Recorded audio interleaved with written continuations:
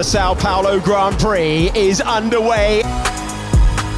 Hey, I'm Serenity, and welcome back to another episode of Night Stop Sweets and Treats, where we make a dessert inspired by every stop on the F1 calendar. This week, we are in round 21, Brazil. So we are going to be making Arroz Doce Creamoso, which is like a rice pudding. So let's learn about the history of the dessert while we go to the stove to actually start cooking our dessert. So in a large pot, I'm going to add 1 cup of white long grain rice that is unwashed, and 2 cups of water. And we're going to bring this to a boil over high heat. Now, my stove is pretty high, no matter what it's at, so I'm going to do about 4. Arroz Doce Creamoso is a Portuguese rice pudding made using condensed milk. And if you don't know, Portugal colonized Brazil, so that is how the dessert ended up there and why Brazilians speak Portuguese. So during the 16th century, via Portuguese colonists brought over the dessert with Moorish influences dating back centuries, where they incorporated ingredients such as lemon peel and cinnamon. Now, Brazil's version, it uses cremoso, a creamy element, by using condensed milk, and it became different from its European colonizers. The dessert became traditional in celebrations like Fiesta Junina, which is June festivals. And it also reminds me of arroz con leche in Mexican culture, which is my favorite dessert. So now let's get into some track histories and facts. In 1940, the Interlagos Circus was built, but a F1 race going towards the championship would not be held until 1973. The circuit is located in São Paulo, the suburbs of Interlagos, which translates to between the lakes in Portuguese. The circuit would be renamed after Carlos Pace, local to São Paulo, who won his maiden and only race in the circuit in 1975 before tragically dying in a light air crash in 1977. The circuit is now called Autódromo José Carlos Paz. The track designers took inspiration from 3 other tracks from around the world: Brooklands in the UK, Roosevelt Raceway in the US, and the Montparnasse in France. Some quick facts: the circuit is 4.309 kilometers in length and has a total of 71 laps. When the race is complete, the drivers will have traveled 305.879 kilometers in distance. The current lap record is held by Valtteri Bottas from his 2018 lap at 1 minute 10 seconds, 0.554 hundredths of a second. So our rice has come to a boil. Now we're going to lower the heat to about, low. I'm going to do a 2 on my stove. We're going to add 2.5 cups of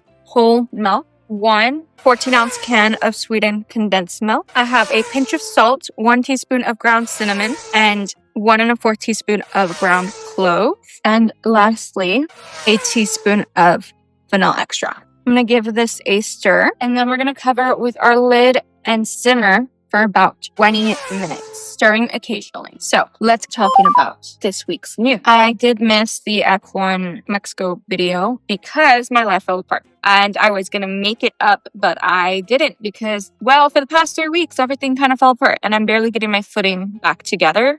But I did want to say one thing from Mexico that I had on the initial outline that I made. I don't want to bring all of Mexico's news to this week, but the ofrenda had Roscoe on it, which basically in Mexican culture, Dia de los Muertos means people of the dead come back. You welcome your ancestors back. And the Mexico GP, they put a statue of Roscoe on their altar, basically. And that really made me cry. When I say screw X driver, I mean in the context of the sport, not like I actually hate them for those 90 minutes they're on the track. So I say that in the sense of stop sending death threats to drivers. That's ridiculous, guys. Franco signed to Alpine for 2026. People like Julian Palmer need to stop glazing Oscar because, girl, it's just getting a little ridiculous, okay? We can all have our favorites, believe me. But sometimes, girl, it's a little desperate. We need to keep our eye on Behrman because the FIA hates that teenager, and I love how he's a track terror. He is going to be a world champion one day. Also, I have a question to ask. I have been making F1 cakes the past couple years, and usually I dedicate one towards each team. I did the F1 Girly series earlier this year, and now I'm wondering, there's only like a month left, and I have only made one. I've only made McLaren's. So I don't know. Let me know if I should still make the F1 cakes. I plan to. It's just going to be a very busy month, and then most of my short content on other platforms and on this will be of the cakes, and I don't know if I want to do that, like crowd my feed like that.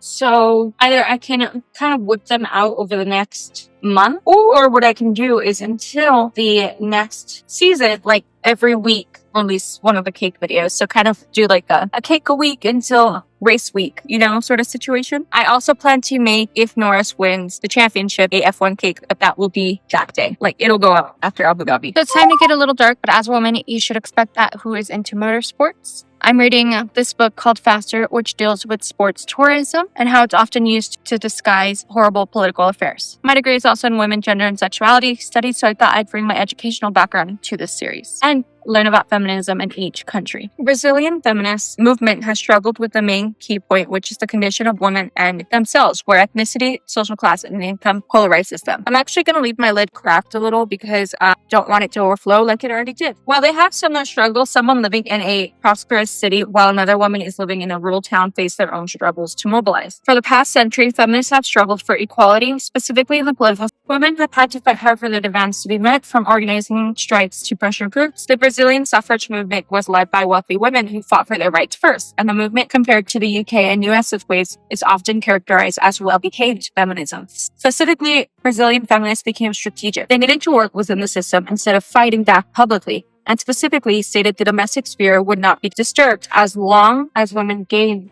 the right to vote. In the early 1930s, Brazilian politicians understood it would be best not to exclude women, especially after UK and US women were fighting for their own right to vote. The government conceded with some conditions after realizing including Brazilian women in the public sphere would make sure the private sphere would remain the same. Basically, women gained a place in public life as long as they continued their domestic responsibility, which is a horrible agreement to have to be forced to agree to, but we can discuss that later because they still have to take care of all the household chores and stuff. Today, women have equal political and civil rights to men, however, after 85 years of gaining the right to vote. Less than 12% of elected politicians are women. So are they truly equal when they don't represent half of the government and are still expected to do household chores, including cooking and child raising as the primary parent? Behind the scenes, they are not equal. Brazil is ranked 70 out of 146 on the 2024 Global Gender Gap Index. I'm trying to scrape the bottom here. I think our rice is finally ready. It took a lot longer than it advertised, about 35 minutes, low and slow, and some is sticking to the bottom here. That's it. The last thing we're going to do is add 1/4 of a cup of heavy whipping cream. Give this a good mix, and for 1 more minute, we're going to bring our pot over here and start plating. Top each bowl with a little mint. So it is time to try and do a little taste test and a final rating. Yeah, it's very similar to arroz con leche, except this one's using cloves. Now, I did use the ground spice instead of the whole spice, so mine is a little brown compared to like white in the picture. I didn't want to fish around for things in there. This would be so good with a warm coffee or a hot chocolate. I'm actually going to give it, because it's so close to one of my favorite desserts, a 9 out of 10. Rio's the bird, because Rio is a great children's movie. Quickly, let's get into race predictions. This is being filmed after the race, but I did write what I predicted before. Lando is P1, Charles is going to be P2, and Kimmy is going to be P3. However, well, Charles did crash, so that's very tragic. So let's do memes of the week. I have some memes right here. Now, a couple of these are from Mexico because, you know, it happened there. And these memes. Don't forget to like, comment, subscribe if you haven't already. All my socials are linked down below. Follow me if you want. I will see you in a couple weeks with a recipe that I've been so excited to try back in the United States for the Las Vegas Grand Prix. Love you, many kisses. Don't drink stupid. I'll see you next time. Bye. And it's lights out and away we go.